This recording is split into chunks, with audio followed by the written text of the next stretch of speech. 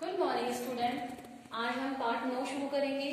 पाठ 9 इसके कठिन शब्द हैं हमारे व्यवहार, प्रेम पूर्वक, संबंध, उम्र, संबोधित, खूबियां, चबूतरे, रोटियों, दौड़कर, छटपटाया, कृतज्ञता, अंगीठी। ये शब्द आपको अपनी नोटबुक में लिखने हैं और इनका बार बार दोहरान करना है। इसके साथ में आपको पाठ 9 के शब्दार्थ भी अपनी नोटबुक में करने हैं। ऊपर लिखना है पाठ 9 शब्दार्थ। एक तरफ शब्द लिखेंगे, दूसरी तरफ उसका अर्थ लिखेंगे। शालीन, शालीन का क्या अर्थ होता है? अच्छे आचार विचार वाला।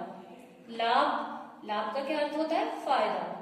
कृतज्ञता, कृतज्ञता का अर्थ होता है कुछ किए जाने के प्रति प्रेम। ये शब्दार्थ अपनी नोटबुक में लिखना है आपको। आइए अब हम चैप्टर की रीडिंग करते हैं।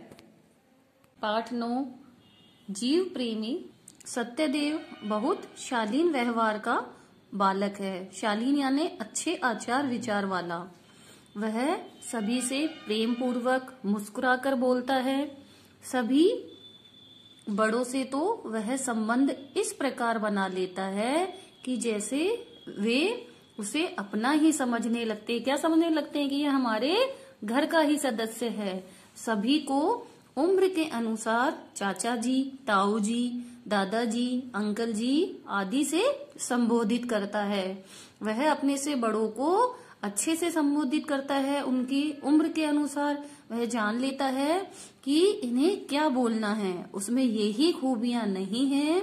वह पशु पक्षियों के प्रति भी उतना ही प्रेम रखता है। घर के सामने के चबूतरे पर पेड़ के नीचे मिट्टी के बर्तन में पानी और रोटी के टुकड़े रखना वह नहीं भूलता।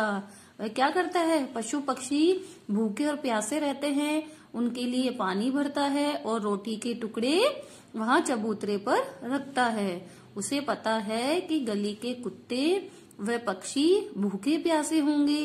वे सत्यदेव की सेवा का भरपूर लाभ उठाते हैं, फायदा उठाते हैं।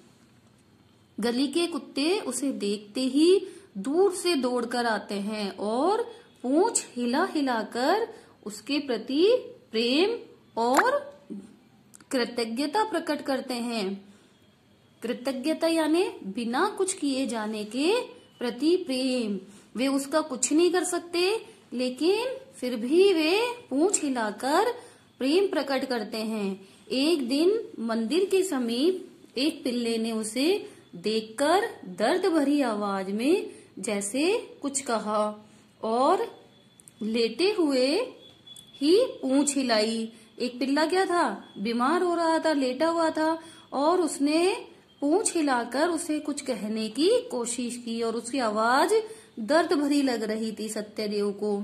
सत्यदेव को लगा कि वह उसे सहायता के लिए पुकार कर बुला रहा है और वह उसकी ओर चल दिया। सत्यदेव पिल्ले के समीप गया तो उसने पाया कि पिल्ला अपने स्थान से हिल भी नहीं पा रहा है। कोई स्कूटर उसके ऊपर से उतर गया। क्या किया? किसी ने स्कूटर उसके ऊपर चढ़ा दिया है, जिस कारण वह अपनी इस जगह से हिल भी नहीं पा रहा है। सत्यदेव ने प्यार से पिल्ले के ऊपर हाथ फेरा और उसे हाथ में उठा लिया। पिल्ला दर्द से तड़प रहा था। वह सावधानी सावधानी से पिल्ले को उठाए हुए घर चला गया। घर की छत पर एक कोने में लकड़ी के पट्टे पर उसने बोरी बिछाकर गद्दा बनाया और पिल्ले को वहां लेटा दिया। पिल्ला दर्द से झटपटाया, परंतु सत्यदेव के प्रति उसने पूंछ हिलाकर कृतज्ञता प्रकट की। क्योंकि उसे पता था कि यह जीवों से प्रेम करता है और यह मेरी सहायता करेगा। 3-4 छोटे छोटे बांसों पर बोरियां डालकर उसने पिल्ले के ऊपर एक छत बनाई, जिससे उसे रात को ओस व दिन में धूप न सताए। 3 दिन पिल्ले की पूरी तरह से देखभाल की, परंतु पिल्ला बच न सका। उसके मरने पर सत्यदेव बहुत रोया। वो क्या हुआ? वह मर गया, वह बच नहीं पाया, तो सत्यदेव बहुत रोया। एक दिन सत्यदेव के घर के सामने बिल्ली का बच्चा ठंड से ठिठुर कर अकड़ गया था। वह निर्जीव सा पड़ा हुआ था। सत्यदेव को लगा कि इसमें अभी प्राण शेष हैं।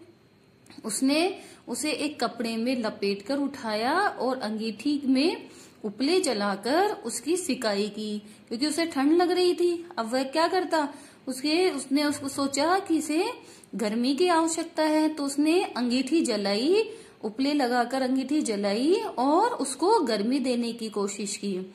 शरीर में गर्मी आने पर बिल्ली का बच्चा उसके हाथ से उछलकर भाग गया।